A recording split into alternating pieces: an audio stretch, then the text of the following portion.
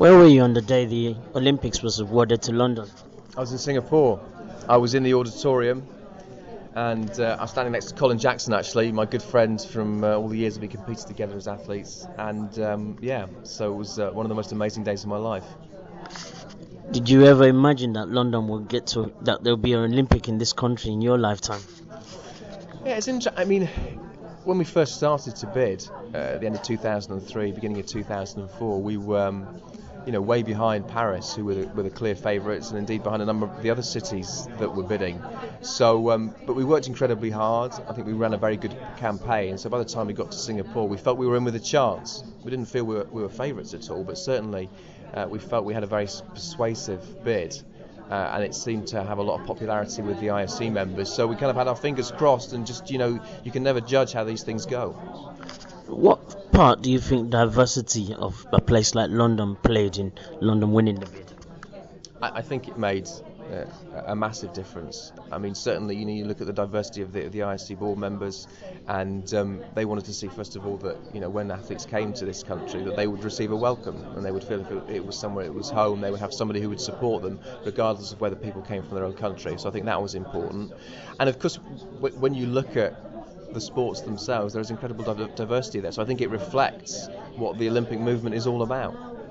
How did you get into athletics? At school. Yeah, school and games lessons, did all the different events, and used to get lapel badges for how well you'd done. So that was the reason to do it in the first place. And then I just found out, almost by accident, that I was a good jumper. So I did long jump and triple jump, and then eventually won the English schools, and it went from there. Let's talk about 1995 when you did that phenomenal jump. Did you have a feeling you were going to break the world record that day? That whole year was phenomenal, and I'd already jumped 18 metres 43 wind assisted in a competition in France. So I knew that if I got things right in the World Championships with all the adrenaline and being in great shape, that I could break the world record. So it was obviously my main focus was to try and win in the first instance, because I'd never won a world title before. I'd never really won anything at a global level or even a European level. So the main focus was to win. But I knew that if it went well, then I would also break the world record. And how did it feel like to do it twice?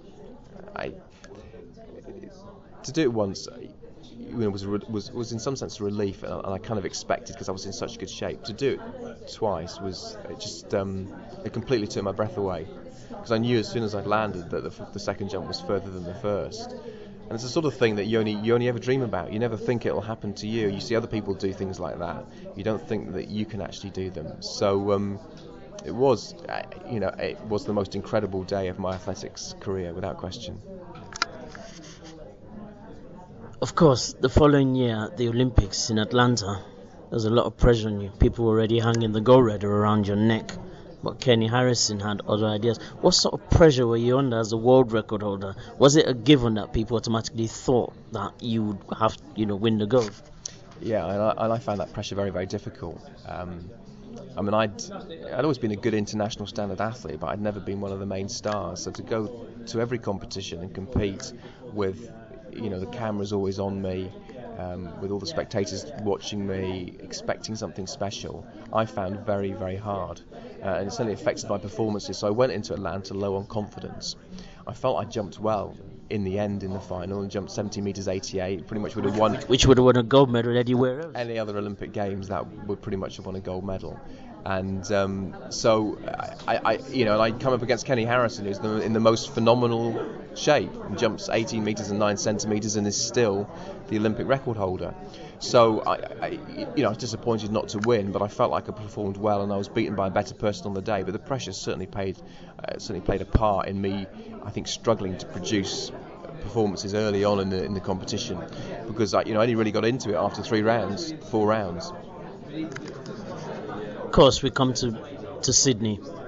Did you feel that you'd have to win an Olympic gold medal before you retired, or you just thought, well, see what happens? Yeah, obviously, when you've broken a world record, and been the world record holder for a number of years, and such a if you like, an outstanding world record. It still stands now, 16 years on. I did feel a pressure of winning an Olympic title, and I would always have that tag of being the man who could never quite close the deal when it came to the Olympics. So I did feel a lot of pressure in Sydney.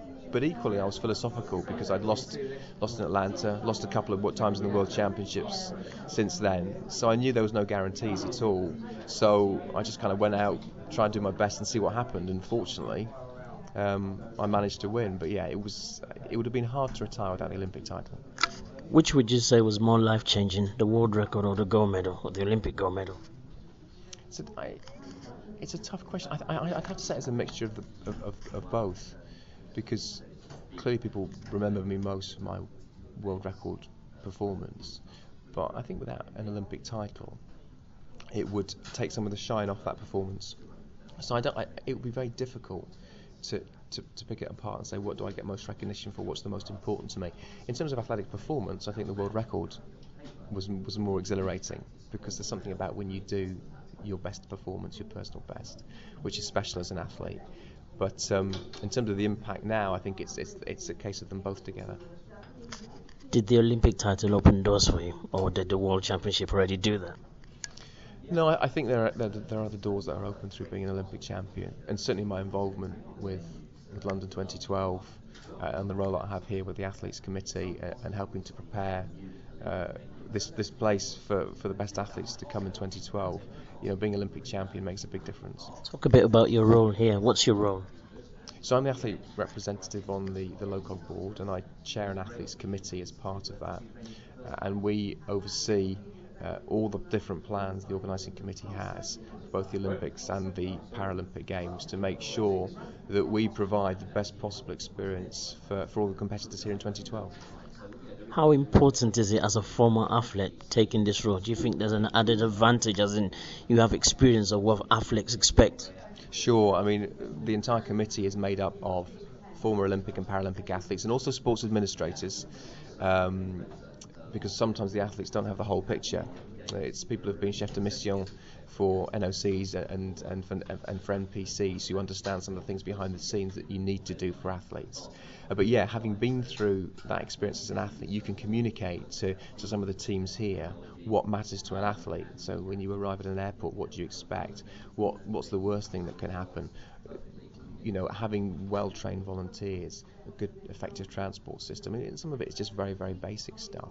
But to hear from the athletes, to hear when it's gone right, when it's gone wrong, what you can do to improve it, I think is an important part of getting our plans right. And hence, I think the importance of the London Prepare series, our test event programme. This again helps us to not just test the technology, and the field of play, but also people, the teams that will deal with the athletes, and indeed with the athletes themselves, to make sure things are right for them. Talking about the Olympics, yourself apart, what would you say has been the highlight of the Olympics since you've been aware of it? Any performance apart from yours in any sport in the Olympics? I think the standout performances for me probably Bolt in Beijing.